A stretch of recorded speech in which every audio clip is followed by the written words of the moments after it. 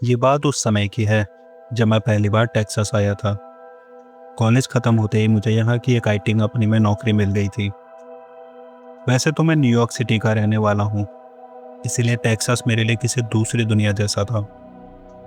New York की रातें हमेशा जिंदा महसूस होती थी। वहाँ कभी ऐसा महसूस नहीं होता था कि आप अकेले हैं। लेकिन यहाँ यहाँ सब कुछ अलग था। यहाँ की सड़कें लंबी और सुनसान थी। कई बार तो मीलों तक कोई गाड़ी दिखाई नहीं देती थी। शुरुआत में कुछ दिन तो नए शहर की भाग दौड़ में निकल गए। मैं सुबह उठता, ऑफिस के लिए निकलता और फिर पूरे दिन अपने ऑफिस के काम में लगा रहता। मेरी कंपनी शहर से थोड़ा बाहर थी, इसलिए रोज मुझे लंबा ड्राइव करना पड़ता था। रास्ते में छोटे छोटे पेट्रोल पंप, पुराने मोटेल और सुनसान डाइनर पड़ते थे, जहां रात होते ही मुश्किल से कोई दिखाई देता था। धीरे धीरे मैंने ऑफिस के लोगों से बातचीत शुरू कर दी। कुछ दोस्त भी बनाए, जिनके साथ बैठकर मैं अक्सर लंच करता था। ऐसे ही एक लंच के दौरान मैंने अपने कुछ दोस्तों को किसी पुराने पुल के बारे में बात करते सुना। उनमें से एक ने धीमी आवाज में कहा कि अगर कभी एल्टन ब्रिज जाओ तो रात में वहां किसी आवाज का जवाब मत देना। उसकी बात सुनकर मैं हंस पड़ा। मुझे लगा ये किसी लोकल हॉरर स्टोरी जैसा होगा। लेकिन फिर अगले कुछ दिनों में मैंने अलग अलग लोगों से उसी पुल के बारे में सुना। कोई कहता था कि वहां रात के समय किसी जानवर की दर्द भरी चीख सुनाई देती है, और कुछ लोग दावा करते कि उन्होंने अपनी आंखों से पुल के नीचे पानी के पास किसी को खड़े देखा है। उसका आधा शरीर इंसान जैसा होता और आधा शरीर किसी जानवर जैसा होता, जैसे इंसान और जानवर दोनों को जबरदस्ती एक ही शरीर में जोड़ दिया गया हो। लोग उसे अलग अलग नामों से पुकारते थे, लेकिन सबसे ज्यादा जो नाम फैल गया था वो था द गोट मैन। कहते हैं कि कई साल पहले उस इलाके में एक आदमी रहता था जो काले जादू से अजीब प्रयोग करता था। शुरू में लोग उसे थोड़ा अजीब समझते थे, लेकिन फिर धीरे धीरे आसपास का माहौल बदलने लगा। जानवर अचानक आक्रामक हो गए। कुत्ते रात भर लगातार भौंकते रहते और जंगल के पक्षी उस इलाके से गायब होने लगे। सबसे डरावनी बात यह थी कि खेतों की हालत भी बिगड़ने लगी थी। जो फसलें पहले हरी भरी रहती थीं, वो अचानक सूखने लगी, जैसे किसी ने जमीन से जान ही खींच ली हो। गांव वालों को लगने लगा कि यह सब उस आदमी की वजह से हो रहा है। पहले उन्होंने उसे समझाने की कोशिश की, फिर चेतावनी दी, लेकिन जब चीज़ें और बिगड़ती गईं तो डर और गुस्से में आकर एक रात लोगों ने मिलकर उसे पकड़ लिया और उसे उसी पुराने पुल पर फांसी लगाकर मार दिया। जब सब खत्म हो गया और लोग उसके शरीर को नीचे नदी में फेंकने गए तो उन्हें वहां कुछ भी नहीं मिला। ना लाश, ना खून के निशान, कुछ भी नहीं। उस रात के बाद से जो भी देर रात उस पुल के पास जाता है उसे कुछ न कुछ असामान्य दिखता है। किसी ने कहा कि उसने अंधेरे में दो लाल आंखें चमकती हुई देखी हैं, जो बिना पलक झपकाए सीधा उसे घूर रही होती हैं। किसी और ने बताया कि जंगल के अंदर भारी कदमों की आवाज़ सुनाई देती है, जैसे कोई बहुत बड़ा जानवर धीरे धीरे पास आ रहा हो, लेकिन दिखाई कोई नहीं देता था। और कुछ लोग तो इस हद तक दावा करते थे कि उन्होंने पुल के नीचे पानी के पास एक लंबा झुका हुआ साया देखा था, जिसके सिर पर दो मुड़े हुए सींग जैसे आकार उभर रहे थे। हर कोई अलग बात कहता था, लेकिन सभी की कहानी में एक चीज कॉमन थी। वो चीज इंसान तो बिल्कुल नहीं थी।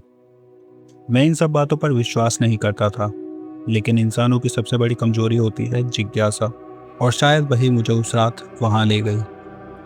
जनवरी की एक ठंडी रात थी। मेरी गर्लफ्रेंड सेलिना मेरे साथ थी। ऑफिस के बाद हम लोग ड्राइव पर निकले थे और मजाक मजाक में मैंने उससे उस पुल का जिक्र कर दिया। चलो ना, चलकर देखते हैं।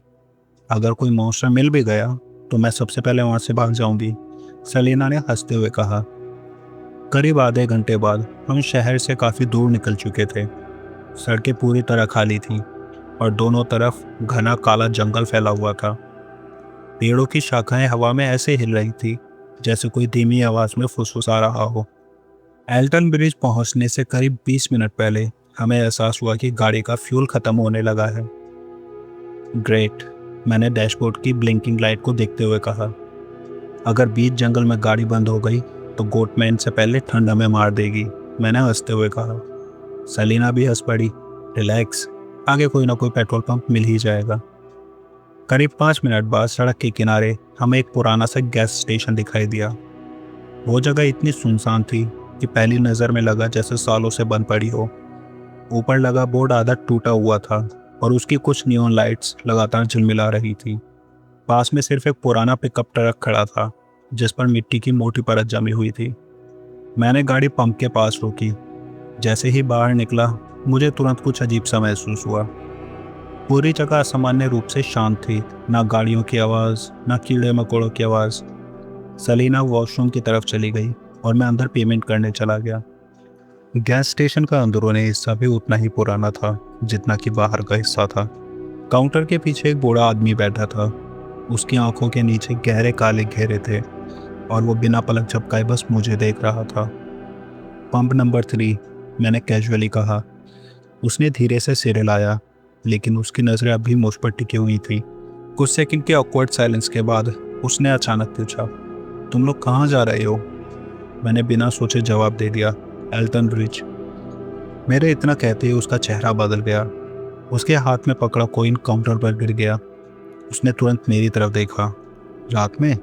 इस बार उसकी आवाज़ पहले से भारी थी। हाँ, बस घूमने जा रहे हैं। सुना है जगह काफ़ी हॉन्टेड है। उसने धीरे धीरे काउंटर के नीचे हाथ डाला और एक छोटा सा पुराना कॉइन बाहर निकाला। कॉइन का मेटल काला पड़ चुका था और उसके बीच में एक अजीब सा निशान बना हुआ था। उसने वो कॉइन मेरी तरफ बढ़ाया। इसे अपनी गाड़ी में रख लो। मैं थोड़ा कंफ्यूज हो गया। क्यों? वो कुछ सेकंड तक चुप रहा, फिर बहुत धीमी आवाज़ में बोला, अगर पुल पार करने के बाद तुम्हें पीछे से कदमों की आवाज़ सुनाई दे तो गाड़ी मत रोकना। मेरे शरीर में हल्की सी हिरन दौड़ गई। कुछ पल के लिए दुकान के अंदर अजीब सी खामोशी छा गई। मैंने नर्वस होकर हंसने की कोशिश की। सर, आपने शायद बहुत हॉरर मूवीज़ देखी हैं। लेकिन बूढ़ा आदमी अब भी गंभीर था। मैं मजाक नहीं कर रहा लड़के। तभी बाहर बिजली चमकी और उसी एक पल की रोशनी में मुझे ऐसा लगा जैसे गैस स्टेशन की खिड़की के बाहर कोई लंबी आकृति खड़ी है। मैं तुरंत मुड़ा, लेकिन वहाँ कुछ भी नहीं था। मैंने तुरंत कॉइन उठाया और बिना कुछ कहे बाहर निकल आया। जब मैं वापस गाड़ी में बैठा, सेलिना हंसते हुए बोली, इतनी देर क्यों लग गई? मैंने कॉइन डैशबोर्ड पर रखते हुए कहा, बस बूढ़ा आदमी हॉन्टेड ब्रिज वाली वार्निंग्स दे रहा था। सेलिना ने मुस्कुराकर कहा, क्लासिक टेक्सास। मैंने गाड़ी स्टार्ट की, लेकिन जैसे ही हेडलाइट्स ऑन हुई मेरी नज़र रियर व्यू मिरर पर पड़ी। गैस स्टेशन के दरवाजे के पास वही बूढ़ा आदमी खड़ा था। वो हमें नहीं, हमारी गाड़ी के पीछे अंधेरे में किसी चीज़ को देख रहा था। जीपीएस बार बार सिग्नल खो रहा था, लेकिन फिर भी किसी तरह हम उस पुल तक पहुंच ही गए।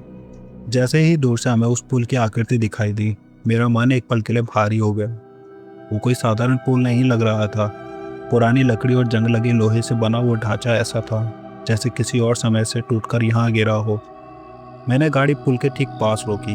इंजन बंद होते ही जो सन्नाटा आया वो पहले से भी ज़्यादा भयानक था। जैसे ही हम गाड़ी से बाहर निकले, हवा में एक अजीब सी बदबू महसूस हुई। सलीना ने तुरंत मोबाइल निकाला और वीडियो रिकॉर्ड करना शुरू कर दिया, जैसे हम किसी एडवेंचर शो में हो। देखो कितना डरावना सेटअप है, उसने हंसते हुए कहा।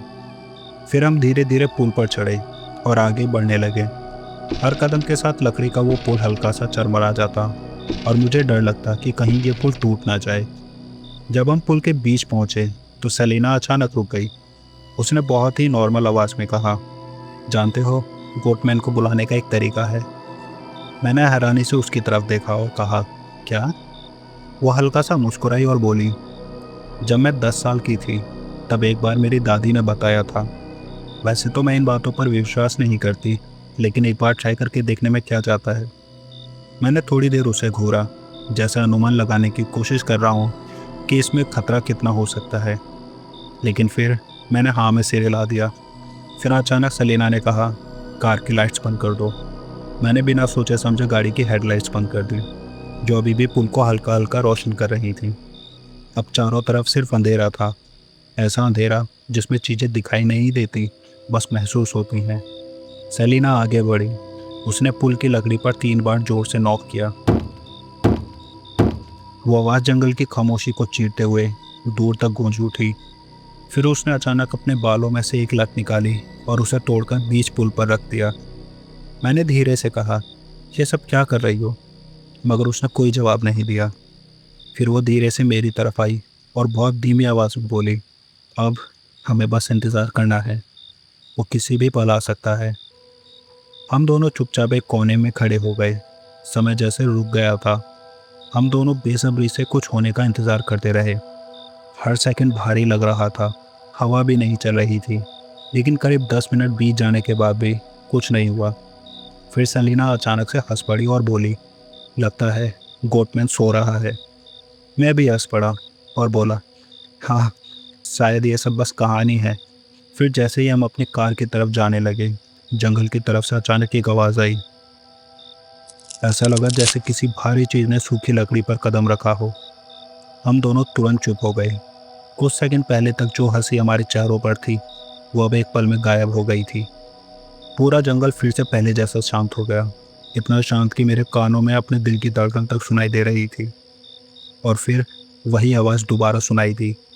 इस बार वो पहले से ज़्यादा पास थी। ऐसा लग रहा था जैसे कोई बहुत बड़ा जानवर धीरे धीरे हमारी तरफ चल रहा हो। मैंने तुरंत मोबाइल की फ्लैशलाइट जंगल की तरफ घुमाई। सफ़ेद रोशनी पेड़ों के बीच घूमने लगी, लेकिन वहाँ सिर्फ टेढ़े मेढ़े पेड़ ही थे। तभी मुझे एहसास हुआ कि सेलिना बिल्कुल चुप हो गई है। मैंने उसकी तरफ देखा। उसका चेहरा सफ़ेद पड़ चुका था। उसकी आंखें पुल के नीचे किसी एक जगह पर जमी हुई थी। क्या हुआ? मैंने धीमी आवाज़ में पूछा। उसने जवाब नहीं दिया, बस कांपते हुए हाथ से नीचे की तरफ इशारा किया। मैंने धीरे धीरे पुल के किनारे से नीचे झांका और उसी पल मेरा गला सूख गया। नीचे काले पानी के पास अंधेरे में कोई खड़ा था। पहले मुझे लगा वो पेड़ की कोई टेढ़ी शाखा होगी, लेकिन फिर वो हल्का सा हिला। उसका शरीर असामान्य रूप से लंबा और पतला था। उसकी बाहें घुटनों से भी नीचे लटक रही थी और उसका सिर वो इंसानों जैसा नहीं था। उसके सिर पर दो बड़े मुड़े हुए सींग थे जो अंधेरे में भी दिख रहे थे। वो बिल्कुल स्थिर खड़ा था, बस हमें देख रहा था। उसकी आंखें दिखाई नहीं दे रही थी, लेकिन फिर भी मुझे साफ महसूस हो रहा था कि उसकी नज़रें सीधे हम पर हैं। कुछ सेकंड तक हम दोनों में से कोई हिल तक नहीं पाया। ऐसा लग रहा था जैसे शरीर ने काम करना बंद कर दिया हो। फिर अचानक वो चीज़ हिली। हर कदम के साथ लकड़ी टूटने जैसी आवाज़ पूरे जंगल में गूंज रही थी। सेलिना अचानक जोर से चीख पड़ी। उसकी चीख सुनते ही मेरा शरीर जैसे दोबारा हरकत में आया और मैंने चिल्लाकर कहा, भागो। हम दोनों पूरी ताकत से गाड़ी की तरफ भागे। पुल की लकड़ियां हमारे पैरों के नीचे जोर जोर से चरमरा रही थी।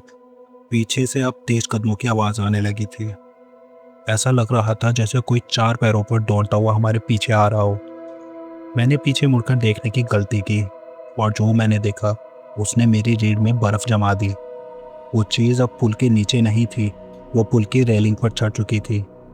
हम किसी तरह गाड़ी तक पहुंचे। मैं कांपते हाथों से चाबी लगाने लगा, लेकिन डर की वजह से चाबी बार बार गिर रही थी। जल्दी करो, सेलिना लगभग रोते हुए चिल्लाई। पीछे से कदमों की आवाज़ अब बिल्कुल पास आ चुकी थी। फिर अचानक सब कुछ शांत हो गया। उस खामोशी ने मुझे और डरा दिया। मैंने कांपते हुए सिर उठाया और तभी गाड़ी की हेडलाइट्स अपने आप ऑन हो गई। रोशनी सीधे सड़क पर पड़ी। वो चीज़ अब हमारी गाड़ी के ठीक सामने खड़ी थी। उसकी आंखें हेडलाइट्स में जानवरों की तरह चमक रही थी और तभी उस चीज़ ने मुस्कुराया। उसका मुंह असामान्य तरीके से इतना खुल गया कि उसके जबड़े लगभग कानों तक खिंच गए।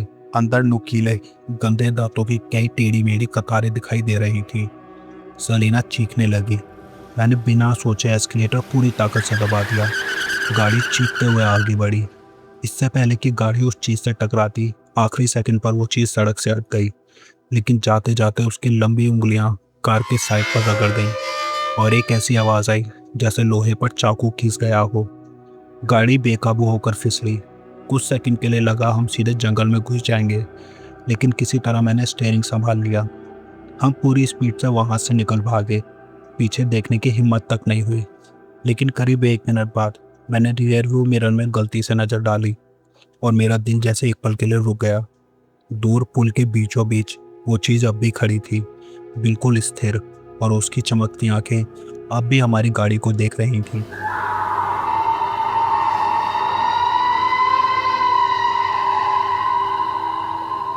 उस रात के बाद हम दोनों कई दिनों तक सामान्य नहीं रह पाए।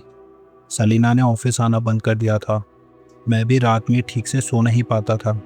जैसे ही आंखें बंद करता, मुझे वही पुल दिखाई देता, वही काला पानी, वही सींगों वाली परछाई और वो चमकती हुई आंखें नजर आती। शुरुआत में हमने किसी को कुछ नहीं बताया। हमें खुद समझ नहीं आ रहा था कि हमने आखिरकार देखा क्या था।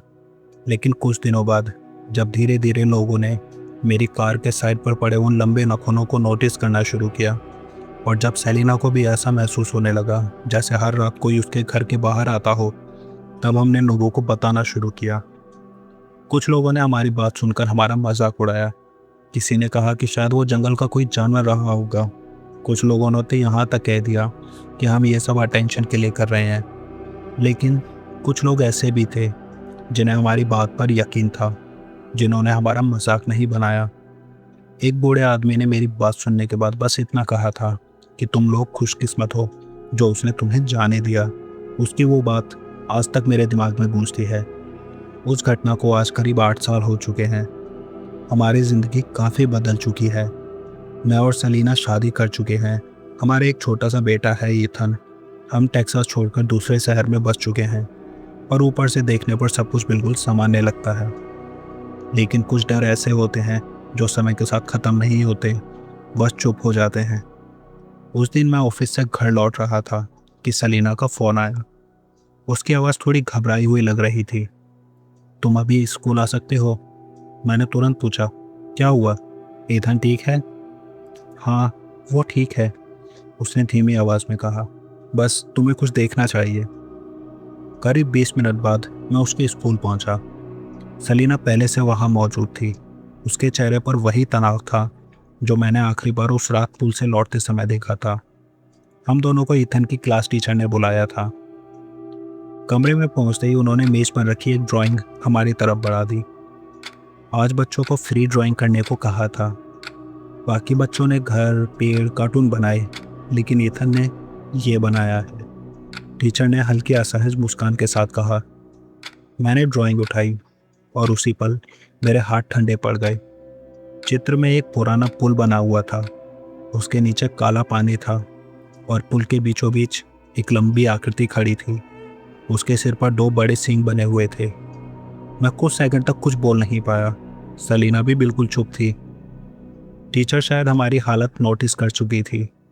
उन्होंने धीरे से कहा, सबसे अजीब बात यह है कि आपके बेटे ने इसे बहुत डिटेल में बनाया है। उसने तो ये भी कहा है कि यह आदमी रात में बाहर खड़ा रहता है। मेरे पूरे शरीर में सिहरन दौड़ गई। मैंने तुरंत पूछा, उसने और क्या कहा? टीचर कुछ पल तक चुप रही और फिर बोली, उसने कहा कि वो आदमी उसे कभी कभी खिड़की से दिखाई देता है। कमरे के अंदर अचानक सब कुछ भारी लगने लगा। सेलिना ने कांपते हुए पूछा, क्या ईथन ने आपको उसका नाम बताया? टीचर ने हाँ में सिर हिलाया। हाँ, उसने उसे हॉर्न मैन कहा है। उस पल मैंने और सेलिना ने एक दूसरे को घबराते हुए देखा, क्योंकि हमने कभी भी अपने बेटे को गोटमैन के बारे में नहीं बताया था। ना उस पुल के बारे में बताया था, ना ही उस रात के बारे में बताया था। घर लौटते समय पूरे रास्ते कार में सन्नाटा रहा। उस रात जब ईथन सो गया, मैं धीरे से उसके कमरे में गया। उसकी ड्राइंग अब भी मेरे हाथ में थी। मैंने कमरे में चारों तरफ नज़र दौड़ाई। सब सामान्य था। खिलौने, किताबें, छोटी नाइट लैम्प की हल्की रोशनी, सब कुछ नॉर्मल लग रहा था। लेकिन तभी मेरी नज़र खिड़की पर गई। बाहर घना अंधेरा था, और पता नहीं क्यों कुछ सेकंड के लिए मुझे ऐसा लगा जैसे दूर पेड़ों के पास कोई लंबी आकृति खड़ी है। मैं तुरंत आगे बढ़ा और पर्दा हटाया, लेकिन बाहर कुछ भी नहीं था, सिर्फ हवा में हिलते पेड़ थे। मैंने खुद को समझाने की कोशिश की कि यह मेरा सिर्फ वहम है, लेकिन जैसे ही मैं पीछे मुड़ा, मेरी नज़र ईथन की ड्राइंग पर पड़ी, और इस बार मैंने उसमें एक ऐसी चीज़ देखी जो पहले नहीं देखी थी। पुल के किनारे 2 छोटे स्टिक फिगर्स बने हुए थे। एक के नीचे लिखा था मॉम और दूसरे के नीचे लिखा था डैड। मेरी सांसें जैसे रुक गईं, क्योंकि वो चित्र बिल्कुल उसी रात जैसा था जिस रात मैं और सेलिना पहली बार उस पुल पर गए थे। मेरे दिल के किसी कोने में आज भी ये डर जिंदा है कि उस रात पुल पर हमने जिस चीज़ को देखा था वो अब भी कहीं अंधेरे में हमारा इंतज़ार कर रही है, और इंतज़ार कर रही है सही मौके का।